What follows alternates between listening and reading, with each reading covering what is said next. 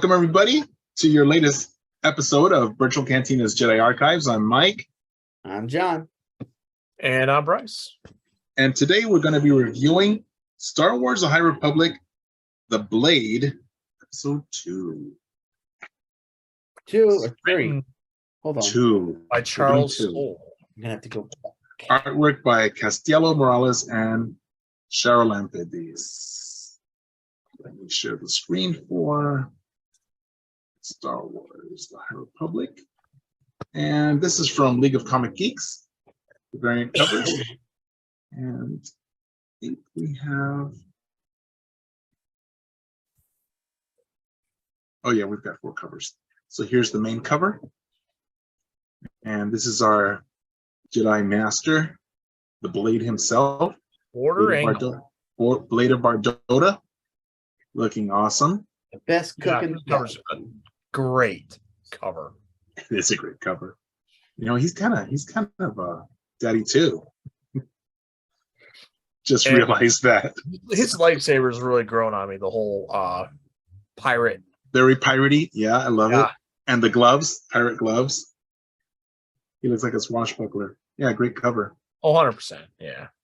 Just don't tell Jonathan Notman about this. Then he'll start thinking that he's Porter Engle, and he's not. He's not. Here's the first variant. I love this one. This looks so good. That's such an amazing one. I haven't seen that one. Yeah, beautiful. I haven't seen that until just now. It's beautiful. Very cool. And even the artwork on their faces, this looks like it's leading towards a live action series. It looks like a 1980s movie cover. Or yes. Album cover. Yes, exactly. Beautiful. Beautiful. I love these like seashell buildings, and it's just amazing. That reminds me, very when I first glance at this, I'm like, is that Boss Nass's head? I know, right? Got a couple of his heads just sitting there. Yeah, exactly. I'm like, hey, Boss Nass? Are we on Naboo? Beautiful cover. Where's Dave Wheeler? The second variant. Oh, General. Here it is, General Vice. Yes. Enter General Vice. And I love how this variant is, spoiler alert, the very last panel we're going to see in the comic. That's true. Enter General Vice. It's like the Force Awakens when we get Luke at the very end. Right. Yeah. And then the last variant cover. This is the one that I have. This is a Virgin cover. Oh no, it's not Virgin. It has writing. Nope. Yeah, no, it's not Virgin cover. This is the one I have. Yeah, this definitely looks like a pirate sword. Yeah, very stoic. Yeah, he looks really good here. Yeah, very strong, very ready. I love this belt buckle. Nice. Straight out of The Princess Bride. Right. Yep. Beautiful hair. Look at that. Yeah. All right. And in here it says Part 2, Unmatched. Jedi Master Porter Engle has journeyed with his sister, Barash, to a planet far on the Republic frontier in response to a desperate request for aid.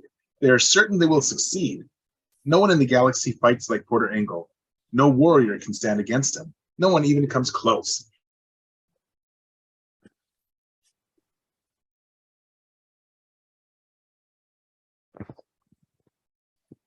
They are certain until they see what awaits them. Because Frozen Mike. Is that what happened? Yeah. Frozen Mike. We got you, Mike. All right, I'm going to read the scroll right now while we wait on Mike. There we go. The High Republic, The Blade, Part 2. Jedi Porter Engle, Master of the Lightsaber, earning him the label of the Blade of Bardota, and his sister, Barish, are tasked with breaking the siege between factions and ending a conflict in the Tamazu sector, but not all as it seems as Counselor, the Planet of Knives. Are we still reading? Oh, the Curse of Spencer.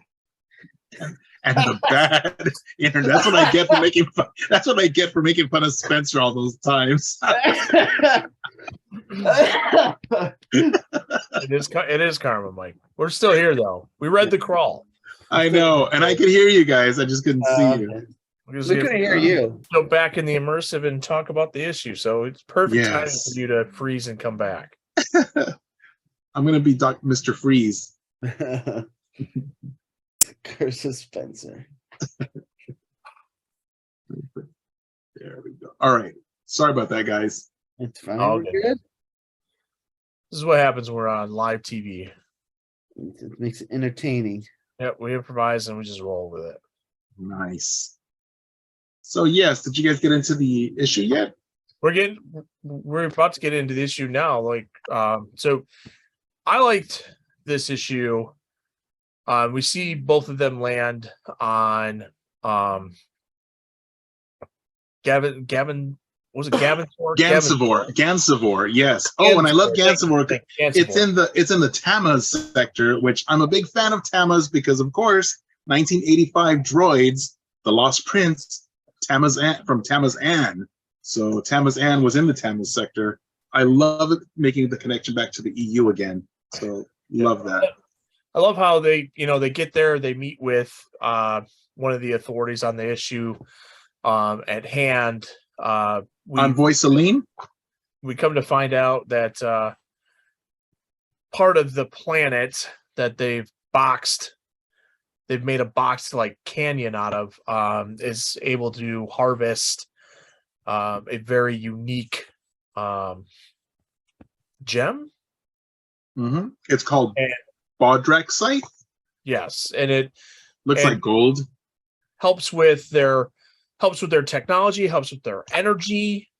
So they've kind of made a city with a very large wall that is very impenetrable. Fire Veil, right? So it kind of reminds me of the city of Troy, maybe. Mm-hmm. Maybe even a little Helm's Deep, Lord of the Rings. I got that feeling a lot. So I think there's inspiration drawn there from other writings, which I absolutely love, which why I just absolutely got enthralled with this issue. But we come to find out that a bunch of people have laid siege to the city, to Firevale. Yeah, to Firevale, to the city, and then they're not letting supplies and everything go. Porter and Barash, so they're starving them out.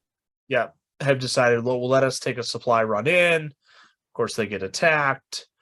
They land and convince. Well, when they get attacked, and then before they go in, because they're not really sure that they want to help out the people right. So they say, well, let's find out. We don't know what is this, right? So they're not going to go just help the people that call them in for help. They want to see what's going on and make it fair for everyone, because they don't know who's in the right, who's in the wrong. They just want to make everything peaceful. So they talk to the ones who call them in, Envoy Celine, and I got an elvish feel from them as well.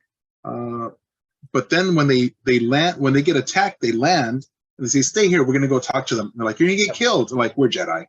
And then right, and we see Porter do his thing. Oh, Porter's amazing. Just every single thing gets blasted except for we see this one. She blocks with her gaunt, with like her greave. But before that, we see this, which is amazing. Everything's going fine, but then when she does get shot, I think it hurts her a little bit because she says, she goes, "Ah." Yeah. And then he loses it. Look at this. He says, "Enough." And he stops everything. Right. He's like super powerful. Yeah. He's just playing with them. I mean, it's action, but at the same time, it's peaceful. He's just strolling around, playing with them. And then one gets her bracer. He's like, done. He shoots every bolt back to the gun, the blaster that it originated from, and just gets blasted on everybody's hands. It's ridiculous. Yeah, it's ridiculous. I love it. But I don't think. Then there's a flashback of them at the temple, and this is the point where Barash is like, what's going to happen is going to happen.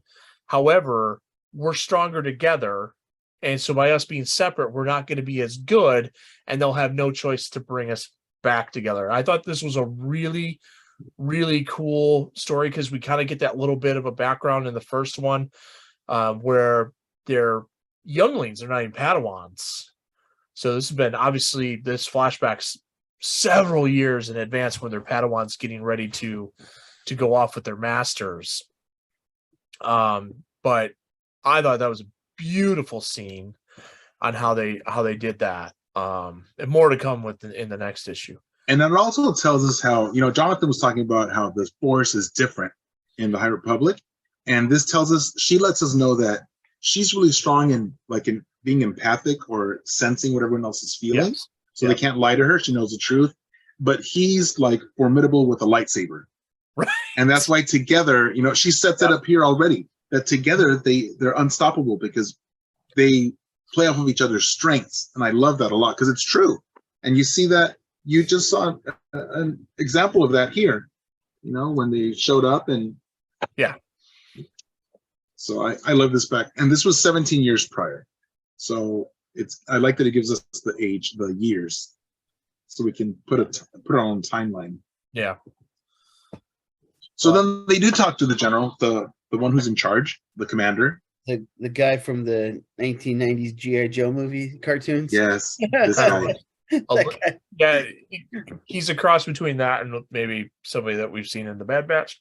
Yeah. Because at first I thought, a silhouette of him was like Hunter. Yeah, what? But you know what? I like this because this reminds me of the animation from Droids a lot. Yeah. So, but yeah, they talk to them and they're like, "Oh, you know what? They're liars. You can't trust them. This is what they did. They kidnapped our princess." They're like, right? What? And then that's when I started getting some Iliad and the Odyssey vibes. And I hope that's true. If Charles Soule can answer that question, I would love to see if I'm right. I feel very Iliad and the Odyssey inspiration in this story a little bit with the Star Wars twist. So then they tell them, the Jedi tell them that, we're gonna let us get this supplies in, food and medicine, and we'll talk to them and see if we can resolve this peacefully so nobody gets hurt. I'm like, okay, sounds good. And yet, right as soon as they leave, he tells his droid, "Yeah, hey, make a phone call. I got to make a phone call." He's all spinning up a signal for you. Won't take but a moment. And he pops out a cell phone from his face. So great, man! It's right? Like a Star Wars mobile phone. It's so good. There it is. So I gotta make a phone call. What? Not only are the Jedi have different powers, but the droids have different little secret gadgets too. So I thought that was awesome. A droid. And so then we see they make it into Firevale, and everyone's just amazed. And the Jedi are like, "Wow, they look like they've been starved. They've been eating scraps because they're in a bad way." So then Porter and his sister get in, and I know they're not really brother and sister, but I think they have that bond. They feel like brother and sister. So that made me think they might have a Force bond like Kylo and Rey did. Guess you have to read issue 3 to know about that. No spoilers. Not saying read issue 3. Okay, I'll read issue 3. So they get in, and then they say, "Hey, why did you guys kidnap the princess?" And then the guy's like, "Oh, you mean my wife? Yeah, the one who escaped from them and asked for asylum? Like what? Come on, this is straight out Iliad and Odyssey, man. I love it. If there's a wooden horse on the other side of the wall. Oh, just wait. So then, like, wait a minute. You have all these mercenaries show up. Yeah. Like, oh man, what are we gonna do? And if you remember when they were going to in the movie Troy, which is obviously an adaptation of the book Iliad and Odyssey. Remember Achilles was a mercenary and his ship jumped ahead of everybody else's, but they were like the brute force. So this kind of reminded me a little bit of that, like when they showed up, and then we get General Weiss at the end, who is looks like a very formidable opponent. Lo and behold, General Weiss. Yeah. And that's the end of this issue, to be continued. Yep. Mic drop. Who am I here to kill? That is exactly something Yep. Brad Pitt's character would say, "Who am I Who here?" am I here to kill? Yeah, I love it. Well, So, yeah, and if you think about the movie Troy, when there was that battle at the beginning, and they're like, "Where's Achilles? We need him." And there's this big warrior on the other side, and then he kind of just slumbers out, and he goes, "Basically, what am I here to do?" And he's like, I'm here to kill. "Boom!" And he just jumps in the air and all over. yeah, Done. done. Game over. Like, I woke up for this. Come on. So Yeah. I was getting a lot of Iliad and the Odyssey vibes, which I absolutely loved. Again, Charles Soule, if you can confirm this, we'll make sure you see this review one way or another. Be great to know. Well, yeah, I mean, you don't, especially in anything Star Wars, you don't see sieges really that much because technology is. You could usually do something about it, fly away or something. So it's very unique to see a siege. So Yeah. Well, plus, because remember, we're in the Outer Rim, and this is a long time ago, so they're not very connected to the. And I think there was a complaint about, oh, so now you're here, even in this issue, you guys, you join us in, you tax us to death, never help us out, and now you show up. Right. Yeah. So that was his complaint. The Hunter lookalike. Yeah. The commander. The commander. So yeah, but they didn't have the weaponry or the artillery to take down that wall. That right. was the two.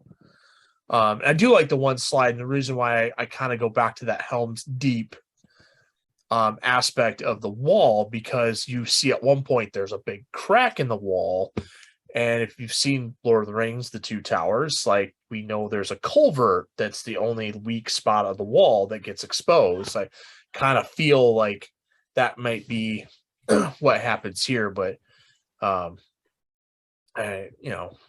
see how that happens. Well, because that crack is right in the door, right? I think so. Yeah, they said that's their only weak spot is the door. Right. Yeah, but they reinforced it. Lord of the Rings, it's a drain. Right, but in this episode, I'm trying to make a correlation that there's like one weak spot in the entire wall. You know what I mean? Like, it's, if anything's going to get exposed in the wall, it's going to be that. Yeah.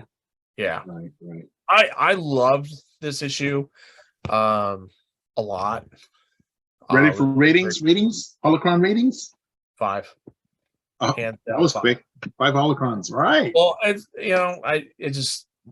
this story is really good. I know Jonathan was super, super excited about this, and so he got me amped about it. And now that I've read issue 2, and 3, I know we'll review as well, and I read 3, I'm like, holy cow, this is awesome. And you guys need to read 3. It's fantastic. Well, Jonathan? I started to read it the first 2 pages, and then you said we're doing 2. I was like, oh wait, okay, maybe that's... Yeah, well, you gotta do 2 first. So what's your rating for 2, Jonathan? 5. 5? Yeah. Is Mike going to disagree with us?